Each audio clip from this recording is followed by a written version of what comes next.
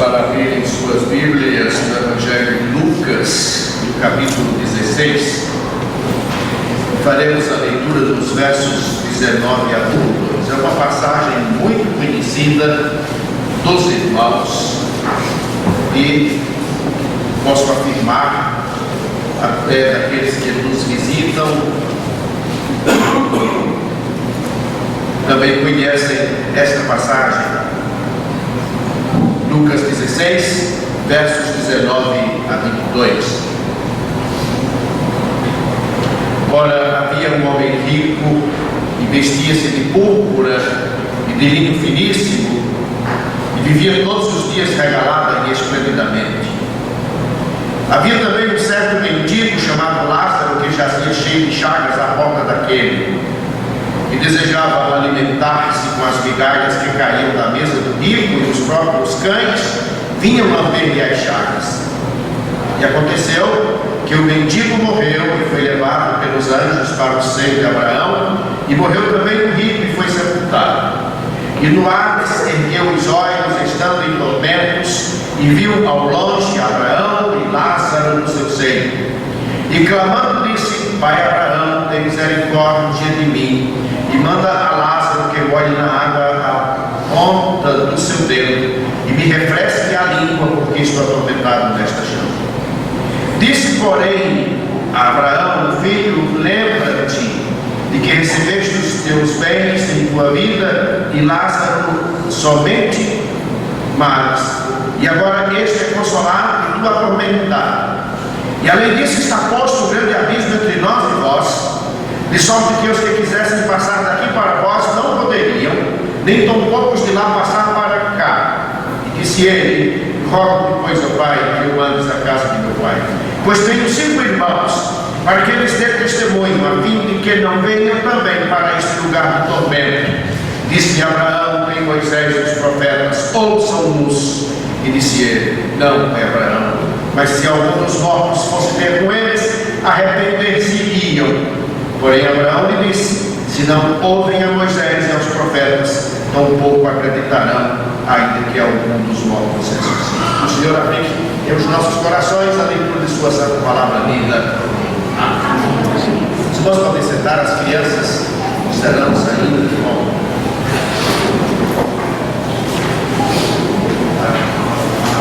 Dia possamos para a casa dessa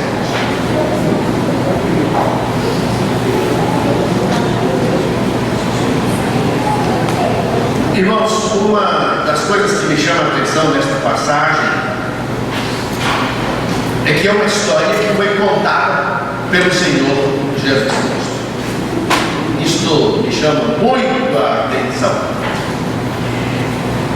Se vocês observarem no versículo 22, o Senhor disse que aconteceu que o mendigo morreu e foi levado pelos anjos para o seio de Abraão, mas o versículo não termina aqui.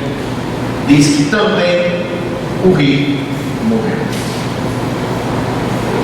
Então, notamos que ambos morreram, os dois extremos, um paupérrimo, mendigo, e o outro riquíssimo.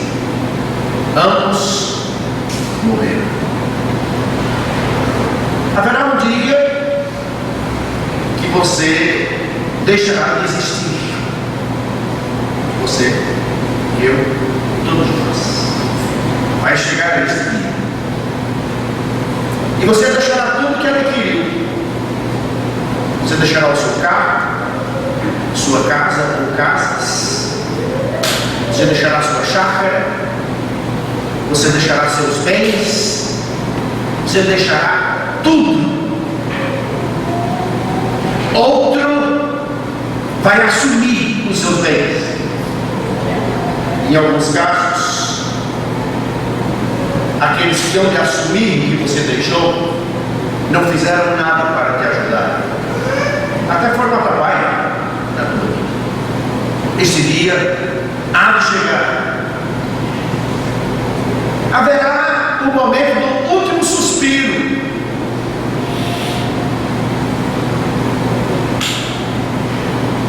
E quando isso acontecer, você será bem-vindo à eternidade. Isto vai acontecer. Um minuto após a sua morte, ou você terá o seu primeiro vislumbre do céu como você nunca viu, ou a sua primeira experiência para todo sempre de remorsos implacáveis. Nos primeiros momentos após sua morte, você estará mais vivo do que jamais esteve. Depois daquele primeiro suspiro, você estará muito vivo, seu corpo inerte. Aí você terá o seu primeiro relance de Cristo, que maravilha, ou o seu primeiro encontro com Satanás, como você nunca ouviu. Isso vai acontecer logo após o momento do seu último suspiro. Pensa nisto. Ou você estará diante do Senhor, na presença do seu Senhor, rodeado de anjos e de maravilhas indizíveis, ou você estará frente a frente com Satanás por toda a eternidade. E aí será muito tarde para mudar o seu destino. Quando isto acontecer, não haverá retorno. Seja qual for o caminho, o seu futuro será determinado de forma irrevogável. Eu quero dizer aos irmãos que, quando adolescente, mas muito adolescente, e não ainda conhecedor da palavra, uma das coisas que me preocupava era acerca da eternidade. E quantas vezes, sentado nos degraus da calçada da nossa casa, no sítio, não havia luz elétrica, e eu olhava para o céu estrelado e ficava pensando na eternidade. O Senhor já havia posto no meu coração a fé, a crença de que há uma eternidade, uma vida eterna. Não conhecia, não sabia se ao lado do Senhor ou fora dele, mas o Senhor depois nos fez entender esta verdade. E aqui nós temos duas cenas contrastantes com esta história contada pelo Senhor Jesus Cristo. Uma, a do homem rico, autoconfiante, que morreu, foi para o Hades ou o inferno, não porque fosse rico, mas porque desprezaram o Senhor, não tiveram nenhuma preocupação de acertar a sua vida com o Senhor. Todos os dias ele viveu na descrição bíblica de uma forma esplêndida. Não havia tempo para pensar nas coisas de cima. E agora, no inferno, nós vemos que todas as suas faculdades estavam intactas. Irmãos, se há um relato bíblico que muito me chama a atenção, e que o Senhor faça cada um dos meus ouvintes nesta noite entender isto, é que no inferno as faculdades mentais são preservadas, as lembranças são preservadas, e nós vemos na pessoa deste rico que lá ele podia ver, ele podia ouvir, ele podia sentir, ele podia lembrar. E isso é terrível no estado de perdição. E nesse momento ele, ainda neste momento, ele continua consciente. Estava quando o Senhor contou esta história, e continua consciente, e continuará por toda a eternidade. Eu quero lembrar aos irmãos e dizer aos que nos visitam e ainda não crentes no Senhor Jesus Cristo, que o Senhor Jesus, quando exerceu seu ministério aqui durante 3 anos, Ele falou mais acerca do inferno do que sobre qualquer outra coisa. E o Senhor veio para nos salvar da condenação eterna. Isso é algo terrível. A outra cena que nós temos em contraste com esta comigo, que está no Hades com todas as suas faculdades bem atuantes, é aquela do ladrão que foi crucificado ao lado do Senhor Jesus. Todos sabemos que o Senhor Jesus foi crucificado no meio de dois ladrões. Um deles blasfemava do Senhor, mas o outro, ele arrependido, até censurou ao seu colega que também estava crucificado e disse para o Senhor Jesus, sem poder olhar para o Senhor, mas sabia que o Senhor poderia ouvir, disse: lembra-te de mim, lembra-te de mim quando entrares no teu meio. E ele pode ouvir a voz do Senhor. Hoje mesmo estarás comigo no paraíso. O rico continua e continuará eternamente nos horrores do inferno. Aquele ladrão crucificado que creu e entregou a sua vida ao Senhor está e estará continuadamente ao lado do Senhor Jesus. Vida eterna, fora do Senhor ou com o Senhor, é uma realidade. Ainda hoje, aquele que está desfrutando da presença de Cristo e desfrutará eternamente. Irmãos, Cristo ensinou que há mais pessoas no caminho da agonia, no caminho da perdição, do que no caminho das bem-aventuranças. Ele mostrou isso em sua palavra. E muitas pessoas se juntarão ao homem rico no inferno. Nesse momento, centenas, milhares de pessoas estão se juntando a ele. Também podemos dizer que algumas pessoas neste momento estão abrindo os olhos na presença do Senhor Jesus Cristo. E o nosso dia vai chegar. Aonde você abrirá os seus olhos da eternidade? Ao lado de Cristo ou fora dele? Pensa nisso. Eu lembro das palavras do pastor Daniel Carneiro. Hoje de manhã eu disse que há homens que passam pela nossa vida e deixam marcas, como o pastor João Paulo e tantos outros, né? Nós nos lembramos deles, nós nos lembramos de certas expressões, de certos ensinos destes homens. E o pastor Daniel sempre dizia que o crente é o que tem no inferno, o ímpio não. Eu ouço às vezes alguns deles brincando: eu vou para o inferno mesmo, nos encontraremos lá, nos encontraremos lá. Não há nenhum temor, e também não podem ter, porque eles não creem nesta verdade. Mas nós cremos, somos iluminados pelo Espírito Santo. Isso nos causa horror. Conhecemos a verdade, o Senhor nos manifestou. Não há dúvida de que algumas surpresas esperam por nós no segundo imediatamente a morte.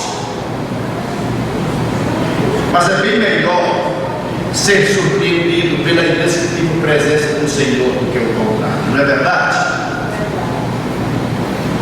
Você pode cometer um engano a respeito da escolha do cônjuge, a respeito do seu time, a respeito do curso que você vai fazer, a respeito do seu emprego. Você pode até cometer um engano com relação a estas coisas, mas você não pode se enganar concernente à escolha de onde passará a eternidade. Imagine, depois da morte, você enxergar o céu com aquela beleza indescritível, você vê muitos remidos ali e ouvir essa palavra dura do Senhor: apartai-vos de mim, malditos, para o fogo eterno preparado para o diabo e seus anjos. Você vê a escuridão à sua frente, consciente de que está entrando em um reino de caos moral, aonde há choro e ranger de dentes.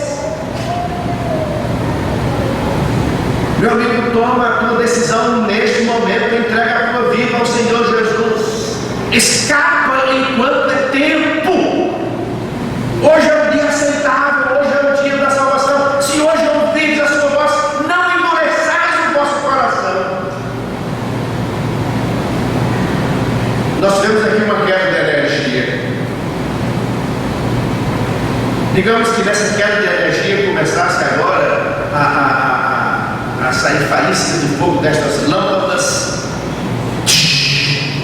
você ficaria sentadinho ali olhando, nós iríamos ter problemas, porque todos correriam para escapar. Você não pensa para sair de uma casa incendiada, e você está protelando a tua salvação. Por quê? Por quê? É necessário que neste momento nós falemos sobre duas coisas: sobre a tragédia da fé equivocada e a bifurcação do caminho. Eu poderia terminar o meu sermão agora. Nós poderíamos cantar um hino, orar para as nossas casas, e essa palavra já seria suficiente para você refletir. Mas eu quero falar um pouco mais sobre dois assuntos, que é a tragédia de uma fé equivocada e uma bifurcação do caminho. Você sabe que é um equívoco, não é? Você pensa uma coisa e outra. Você sabe que é uma bifurcação? Você vai em uma estrada, de repente aquela estrada se divide, ela se bifurca. Você não sabe se vai tomar a esquerda ou se vai tomar a direita. E agora? Não há nenhuma placa indicando. Isso acontece muito nas cidades do Recife. É terrível as cidades do Recife. Você entra num bairro que não conhece, numa avenida que não conhece. E agora? Para onde irei? Vejamos primeiro sobre a questão da tragédia de uma fé equivocada. Há quem diga o seguinte: não importa em que você crê, desde que seja com sinceridade. Já ouviu isso? O que importa é ser sincero. Isto é simplesmente falso. Se você exercer a sua fé em algo errado, os resultados serão errados, nocivos. Não espere de você exercer a sua fé em algo errado e ter uma consequência boa. Às vezes, a falsa crença é semelhante à verdadeira. Eu quero ler para vocês uma passagem que é impressionante. Que o Senhor nos ajude na compreensão desta passagem, contada pelo Senhor Jesus Cristo. Mateus capítulo 7, versos 21 a 23. E o Senhor, ele diz algo que é impactante. Ele diz: nem todo que ele diz Senhor, Senhor, entrará no reino dos céus, mas aquele que faz a vontade de meu Pai que está nos céus. Muitos me dirão naquele dia: Senhor, Senhor, não profetizamos nós em teu nome, e em teu nome não expulsamos demônios, e em teu nome não fizemos muitas maravilhas? E então lhes direi abertamente: nunca vos conheci, apartai-vos de mim, vós que praticais a iniquidade. Essa é uma passagem que também muito me chama a atenção. Passamos aqui algumas considerações sobre esta passagem pronunciada pelo Senhor Jesus. Irmãos, esses tipos religiosos citados pelo Senhor Jesus, eles não tinham falta de fé. Alguns estão dizendo: o importante é a fé, o importante é a fé. Estes não tinham falta de fé, eles tinham e muito, faziam maravilhas em nome do Senhor, expulsavam demônios.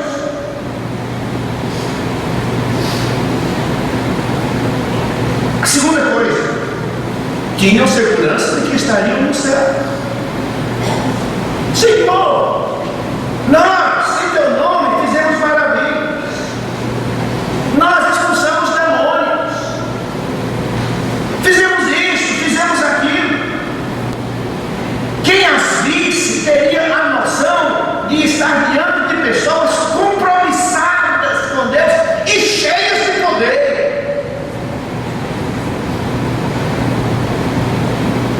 Não é assim que alguns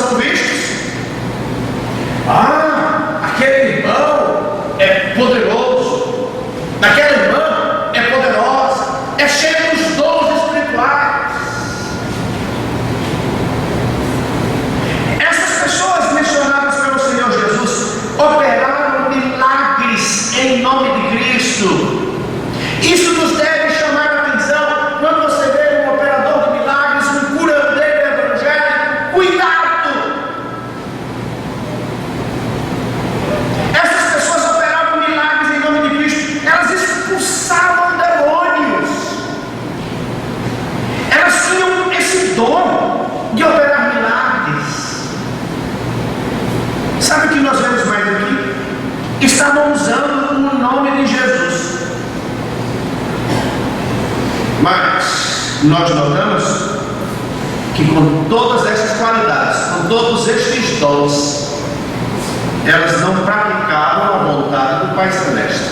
Quem esteve hoje de manhã, por ocasião da escola dominical, ouviu um grande estudo sobre santificação.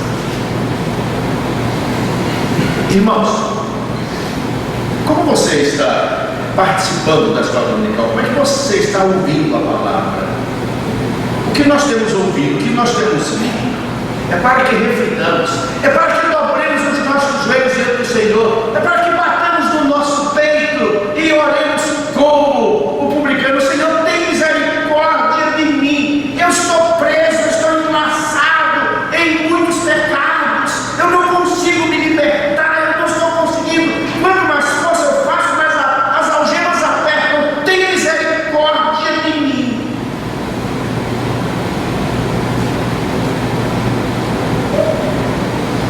Conta-se que quando Jonathan Edwards, grande reavivalista, pregou aquele sermão, Pecadores nas mãos do Deus irá, sermão que é traduzido em português, você pode encontrá-lo aqui na literatura evangélica, um panfleto, Pecadores nas mãos do Deus irá.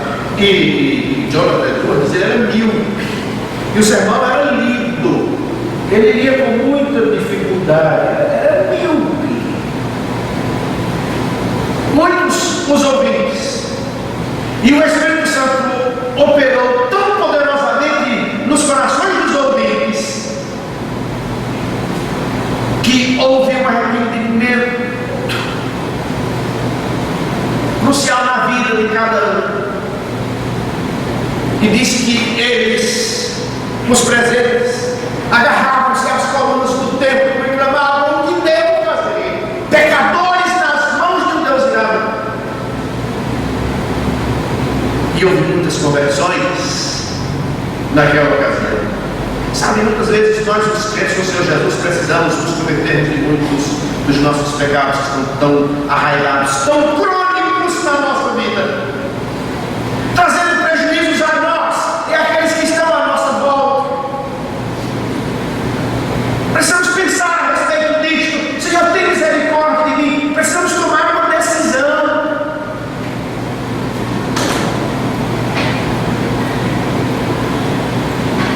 Eles não praticavam a vontade do Pai Celeste, não se arrependiam dos seus pecados e não viviam vidas santas e humildes. O Senhor disse para eles: apartai-vos de mim, malditos, vós que praticais a iniquidade. Mas expulsavam demônios em nome de Cristo, faziam maravilhas em nome de Cristo, fazia tudo em nome de Cristo. Então, qualquer que fossem as palavras desses homens, as suas obras foram más. Eles não fizeram a vontade de Deus, não deram bons frutos. O Senhor Jesus disse que pelos frutos você conhece o quê? A árvore. Irmãos, eu já estou cheio de blá blá blá, de muitos pregadores, de muita gente. Onde os frutos? E o Senhor até contou uma parábola da figueira estéril. O vinhateiro foi em busca de figos e não encontrou. Foi a segunda vez e não encontrou. E o que ele diz? De que me serve esta figueira? Vou mandar cortar. Mas alguém intercede. Alguém intercede. O que cuida da figueira intercede, diz: Senhor, deixa mais um ano, deixa que eu escave em volta, deixa que eu esterre, que eu adube o pé.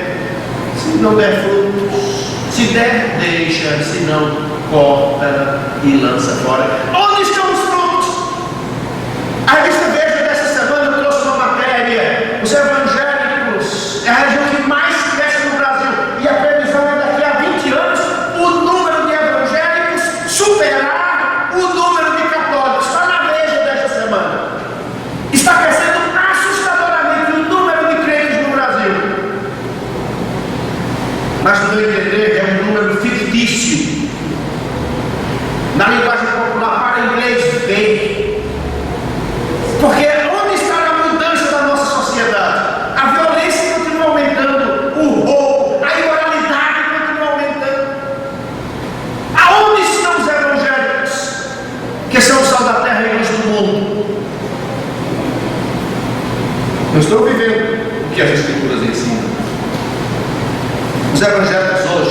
eles já têm poder para dar um basta em muita coisa perniciosa da nossa sociedade. O Brasil já poderia sentir os efeitos dos crentes no Senhor Jesus, se eles não tivessem se adequando às coisas do mundo, se conformando com as coisas do mundo, quando o apóstolo Paulo diz: não vos conformeis com este século. Nós temos um programa nojento aí chamado A Fazenda. Eu nem quero perguntar aqui quantos assistem e colocam lá os homens mais sarados, as mulheres mais esbeltas e bonitas em tudo que diz respeito ao corpo, que o diabo sabe como lançar a sua isca. O que é que você vê naquilo? No Big Brother e tantos outros programas. É necessário um esforço, é necessário uma separação, como nós vimos hoje de manhã. Basta, eu não vou mais assistir isso aí, é um propósito, não vou. Você pode até dizer: eu estou sendo tentado de ver aqueles corpos nus, seminus, aqueles requebros, mas eu não vou. Eu sou um crente no Senhor Jesus. Se todos os evangelhos fizessem tal dia, eu caía. Mas nós estamos assistindo e participando das mesmas corrupções que o mundo está participando. Sejamos honestos. E tem que começar em mim. E cada um tem que... pastor tem que se cuidar porque ele é pastor, é o grande responsável da igreja. Não. A responsabilidade é toda nossa. A minha é maior no sentido que eu, como líder, o Senhor diz: a quem muito for dado, muito lhe será cobrado. Eu sei disso. Eu estou consciente disso, mas ninguém aqui está isento dessa responsabilidade diante do Senhor. Se nós desligássemos a televisão nessas novelas perniciosas que só trazem o mal para dentro de casa, é crime, violência, desrespeito, adultério. Se os evangélicos que estão crescendo, e segundo estatística da Veja, daqui a 20 anos vai superar o número de católicos, este Brasil seria diferente de todos os países do mundo. Aonde estão os evangélicos? Não estão dando frutos. Eles não praticaram as necessárias obras de justiça que ele exigia. Certamente o Senhor disse para os seus ouvintes: se a vossa justiça não exceder a dos escribas e fariseus, não podereis entrar no reino dos céus. Se você, nas suas atitudes, meu irmão, minha irmã, não for diferente do ímpio que está ao teu lado, no trabalho, na escola ou em qualquer outro lugar, o Senhor disse: tua vida vai mal. Onde está a diferença? Faça a diferença. Faz um mês mais ou menos que eu preguei aqui sobre um personagem bíblico, um falso profeta. Eu falei sobre Balaão, lembra-se? Sobre o falso profeta Balaão. Balaão foi por algum tempo verdadeiramente inspirado como profeta. Irmãos, é incrível, mas nós lemos no livro de Números, no capítulo 24, a respeito daquele falso profeta. É incrível, os versos 15 a 17 parecia um profeta de Deus, parecia um servo ungido do Senhor. Então Balaão alçou a sua parábola e disse: fala, filho de Beor, fala o homem de olhos abertos, fala aquele... Parece que nós estamos hoje numa dessas igrejas aí.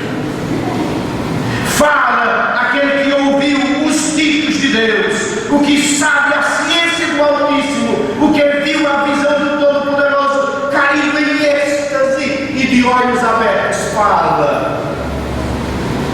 Vê-lo-ei, mas não agora. Contemplá-lo-ei, mas não de perto. Uma estrela procederá de Jacó, um cetro subirá de Israel, que ferirá os termos dos moabitas e destruirá os filhos de Sé. Se nós ficarmos apenas nesta passagem, dizemos: Balaão foi um grande profeta. Mas sabem o que diz o apóstolo Pedro a respeito dele? Lá na segunda epístola, capítulo 2, versículo 15, os quais que Pedro está falando dos seus conterrâneos, dos falsos obreiros, ele diz: os quais, deixando o caminho direito, erraram, seguindo o caminho de Balaão, que amou o prêmio da injustiça. O homem olha as aparências, Deus olha o coração. Eu tenho encontrado tanto Santa Roma por aí. Irmão. Bênção. Como é que você está vendo o interior?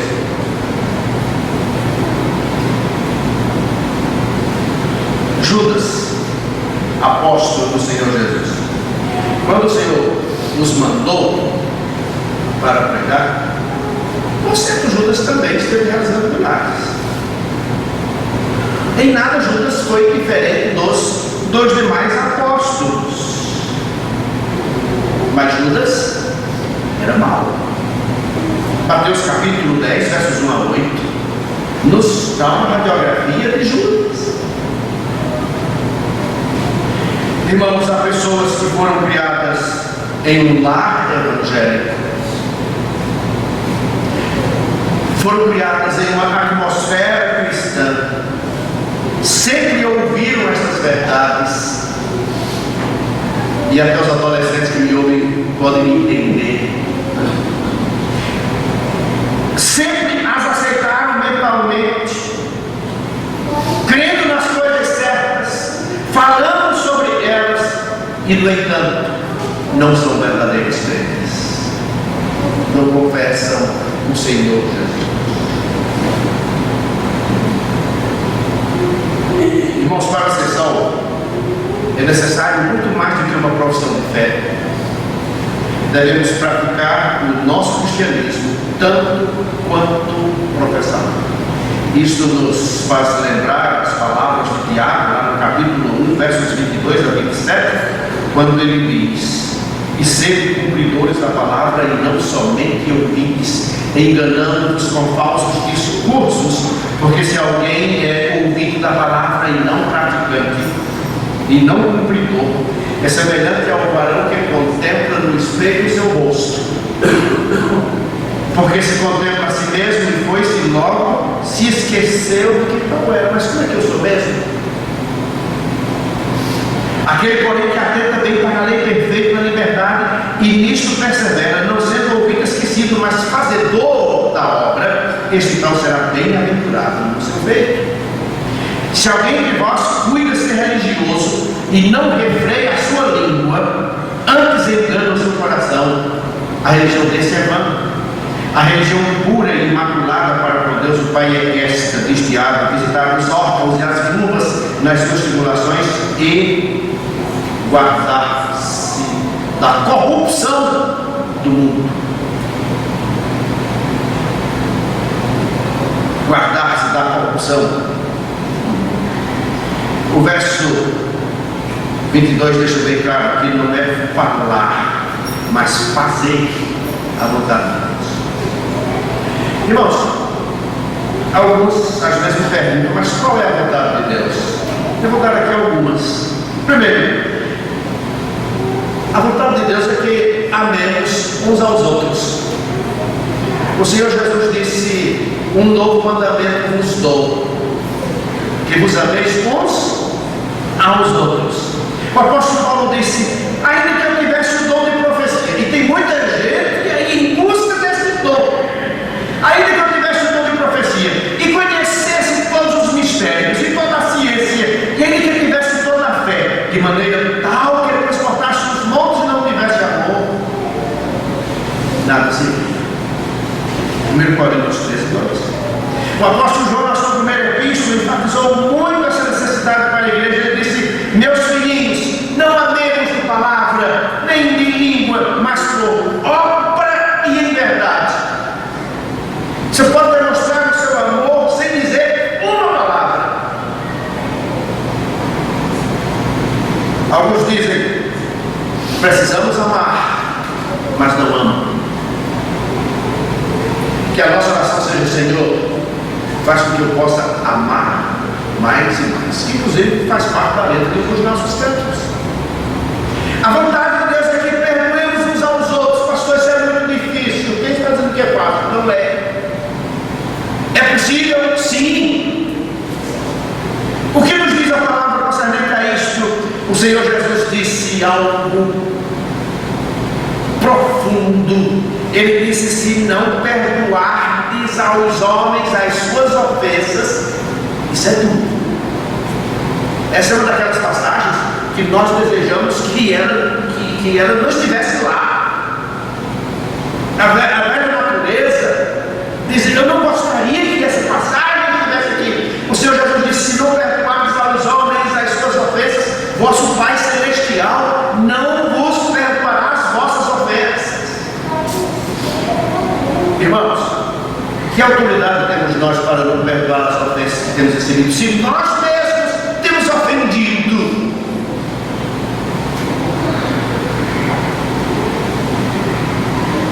E quando o Senhor Jesus, Ele deu aquele modelo de oração para os seus discípulos, naquele modelo de oração, há uma nota de condenação para aquele que faz aquela oração do Pai Nosso e não observa aquela parte que diz assim: e perdoa as nossas ofensas, assim como nós perdoamos aos nossos devedores.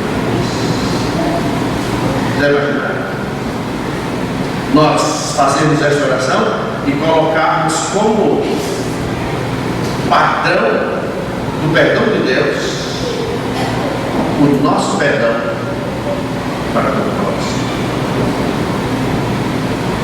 A vontade de Deus é que falemos a verdade. Ele nos diz no profeta Zacarias: eis as coisas que deveis fazer, falar a verdade cada um com o seu próximo. Zacarias 8,16. O apóstolo Paulo diz: não mintais uns aos outros. A vontade de Deus é que nós nos amemos. A vontade de Deus é que nós nos perdoemos. A vontade de Deus é que falemos a verdade. Mas quantos de nós mentem descaradamente? A palavra ainda diz: não useis dois pesos e duas medidas. Aqui está falando para o negociante, para o comerciante. Sempre é uma maneira de ludibriar, sempre é uma maneira de enganar, sempre. O Senhor diz: não faça isto. A palavra diz: meus irmãos, não tenhais a fé de nosso Senhor Jesus Cristo, Senhor da glória, em acepção de pessoas. Tiago fala a respeito disto. Ele disse no vosso ajuntamento: entra alguém com sorte no vestido, coitado, não coitada, fica aí atrás mesmo, aí está bom demais. Mas entra alguém muito bem vestido, denotando a sua condição financeira, pelo seu vestido: senta aqui à frente. O Tiago disse: você porventura não fez acepção de pessoas? E ela nos diz: não faça. E nós fazemos isso, não é? Tiago diz, o melhor Judas, falando a respeito, escrevendo a respeito, ele diz que estes admiram as pessoas por causa do interesse. Tiago diz: assim falai, assim procedei, é a vontade do Senhor. Irmãos, sabe o que Cristo disse? Há uma coisa que eu vejo em alguns não crentes que me chama a atenção. Por exemplo, às vezes eu vejo em uma pessoa não cristã uma demonstração de amor que deveria existir no crente, e ele está demonstrando. Eu vejo que alguns não cristãos que às vezes eles estão perdoando uma ofensa, aquilo deveria existir no crente, mas você está vendo isso nele. Eu já vi, já testemunhei este fato. Eu tenho visto alguns não crentes não fazendo acepção de pessoas e até ajudando os necessitados. Quando eles procedem assim, através dessa atitude que deveria ser nossa, eles estão nos condenando através daquilo que eles fazem. O Senhor disse: se a vossa justiça não exceder a dos escribas e fariseus, de modo nenhum entrareis no reino de Deus. Pensemos nisso. E eu quero, em último lugar, tratar de outro aspecto, que é da bifurcação no caminho. Eu disse antes porque é uma bifurcação. Você vai para uma estrada e ela se bifurca, ela se divide em dois braços. Você ou toma a esquerda ou toma a direita. Muitos dizem que há muitos caminhos para chegar a Deus. Todos aqui já ouviram isso. Todo caminho dá no céu. Toda religião é boa. Olha, no lugar onde se fala em Deus, eu estou lá. Agora, se não falar em Deus, não. Mas onde fala em Deus, eu estou lá. Errado.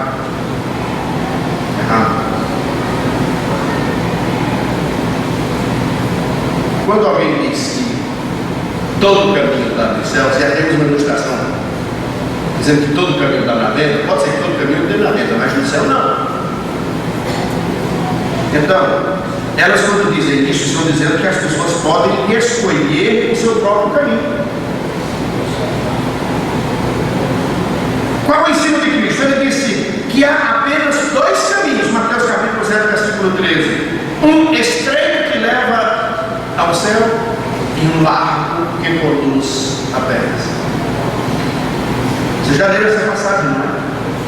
Poucos são os que estão trilhando o caminho estreito. Muitos estão trilhando a estrada que leva à perdição.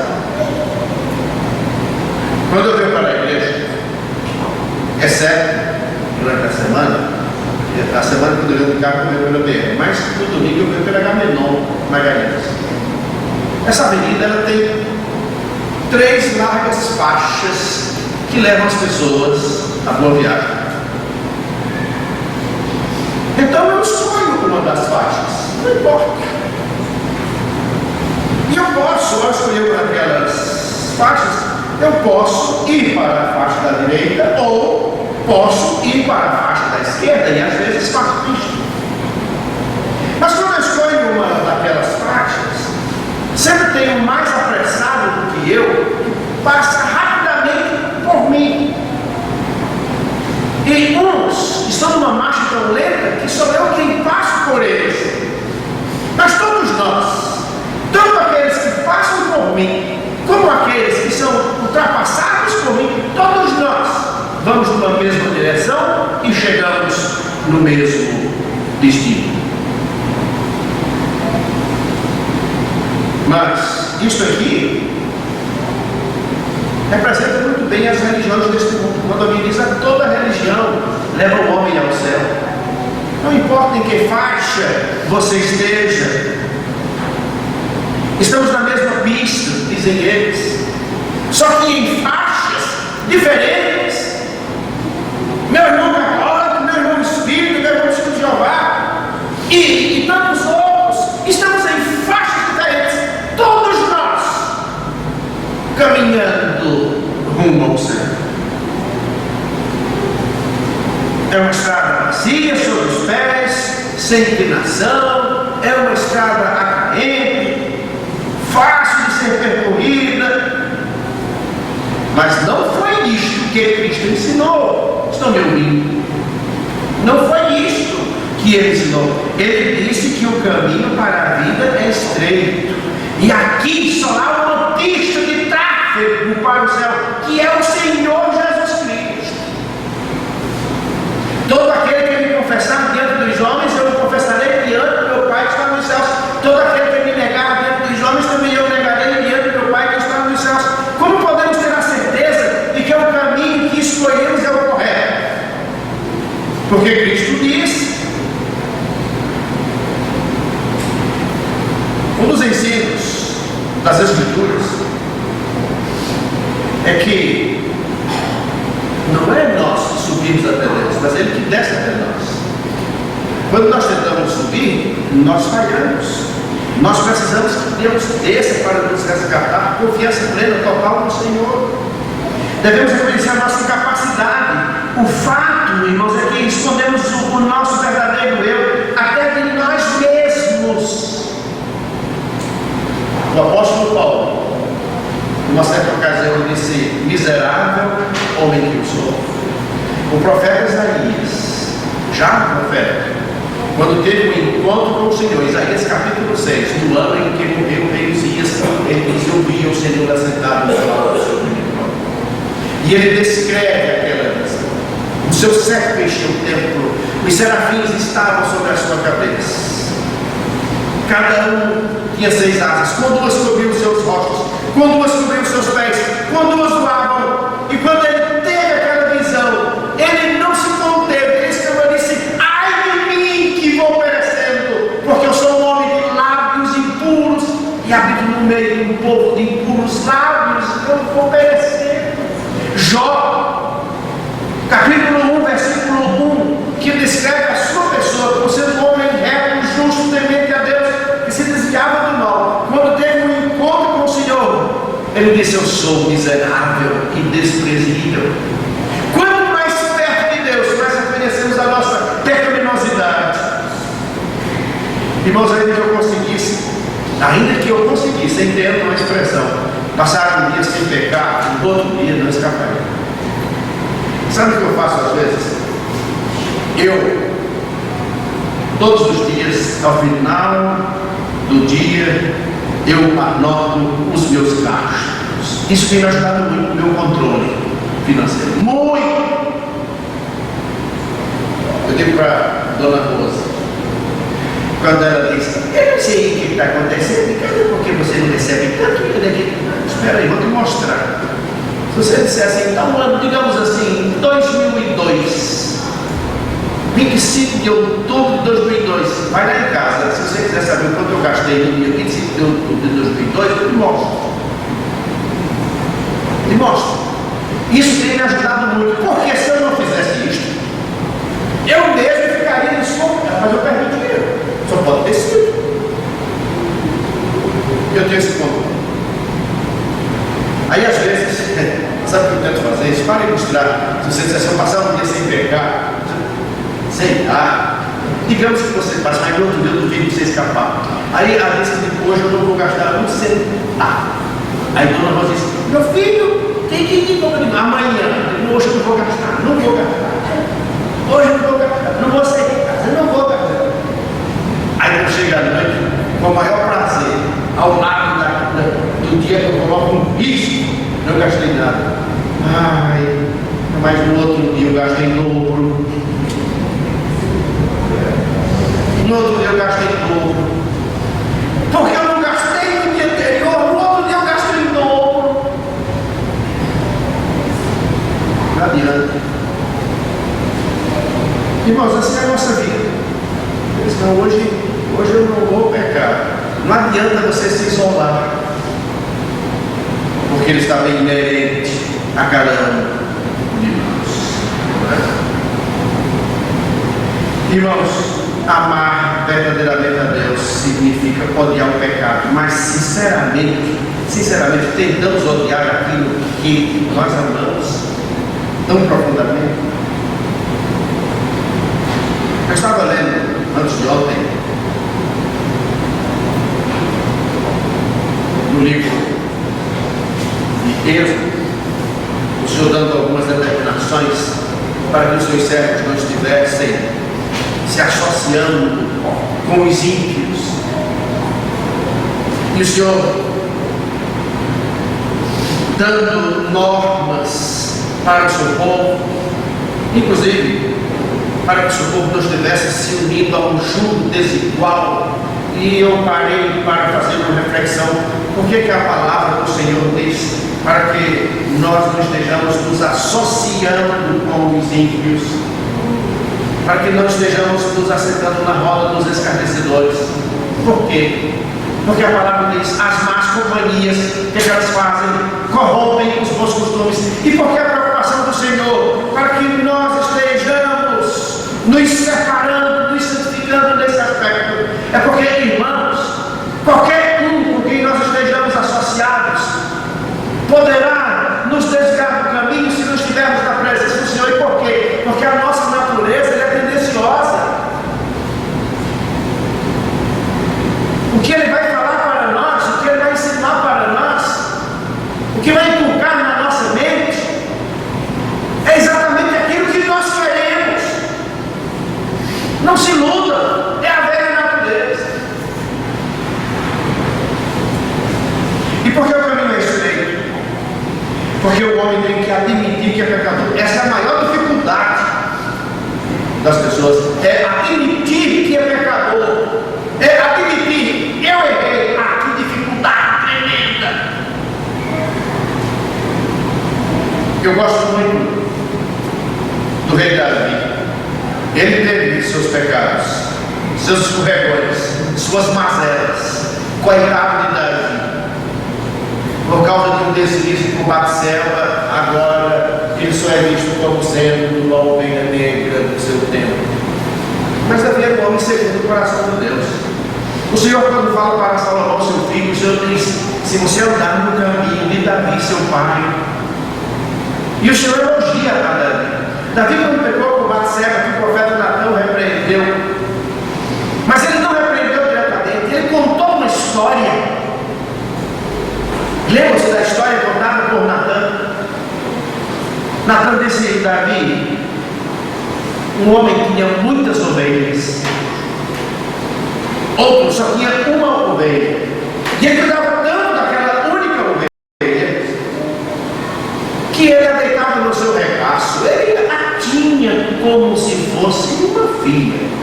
E um dia chegou o viajante à casa do homem rico que tinha muitas ovelhas, e ele, no lugar de tomar uma das suas milhares para fazer um guisado, o viajante foi tomar a única ovelha daquele pobre homem. Quando Davi ouviu isso, Davi disse: esse homem tem que morrer. O que o profeta Davi disse: esse homem és tu. A reação de Davi, ele disse: eu pequei, eu sou culpado. O homem tem uma grande dificuldade de admitir que é pecador, incapaz de salvar a si mesmo. Ele acha que pode fazer alguma coisa para salvar a si mesmo, desfazer-se do seu orgulho espiritual. É difícil aceitar isso. O grande problema do homem está aí. Amar a quem nos detesta, meu Deus, perdoar, buscar reconciliação, é muito difícil. Mas existe um caminho que realmente nos leva a Deus. Nós devemos conhecê-lo, devemos aceitá-lo, devemos ter a certeza de que o nosso relacionamento com Deus se baseia numa base sólida. Qual a base? A sua palavra. Sua palavra. Você pode não gostar, mas ela é a base sólida para a sua vida. Concluindo, eu devo ter a consciência de que o meu relacionamento com Deus está garantido, permanentemente garantido, não só hoje, mas amanhã e durante toda a eternidade. Não quero estar entre os bandidos do céu, mas eu quero estar na presença do Senhor quando Ele nos chama. Que este possa ser o teu pensamento, que essa possa ser a tua atitude, que haja mudança na vida. Cristo ensinou que o nosso destino eterno depende do que acreditamos e do que fazemos com a nossa vida. Os fariseus, eles criam na palavra, mas não viviam segundo a palavra. Quando os magos foram visitar o Senhor Jesus Cristo e andaram milhares de quilômetros e chegaram até o palácio de Herodes e perguntaram: onde está aquele que é nascido rei dos judeus? Herodes ficou apavorado. O rei nasceu. Que história é essa? Então Herodes consultou os principais dos sacerdotes acerca desse assunto. Que história é essa de um rei nascido entre os judeus? E os sacerdotes disseram para Herodes tudo certinho, que em Belém de Judá haveria de nascer o rei dos judeus. Eles conheciam a profecia completa, mas não foram. Irmãos, conhecer a Bíblia apenas intelectualmente, tem muita gente que conhece, e mais do que nós vamos estar vivendo o ensino da palavra. Que o Senhor nos ajude a vivenciarmos aquilo que Ele tem nos ensinado, para a sua honra e para a sua glória, porque assim nós vamos começar a iluminar o mundo, nós vamos a ser sal da terra, preservando a podridão, ou melhor, preservando os homens da podridão que ainda está e dando sabor à restauração. Fomos chamados para isto. Que o Senhor nos ajude a fazermos a sua vontade em nome de Jesus. Vamos ler para o livro 104, página 45. Salvação perfeita. 104, página 45. Que é o que tem. Livres do medo, já resgatados. Cristo morreu por nossos pecados. Na sua cruz o pacto se fez. Fomos reunidos.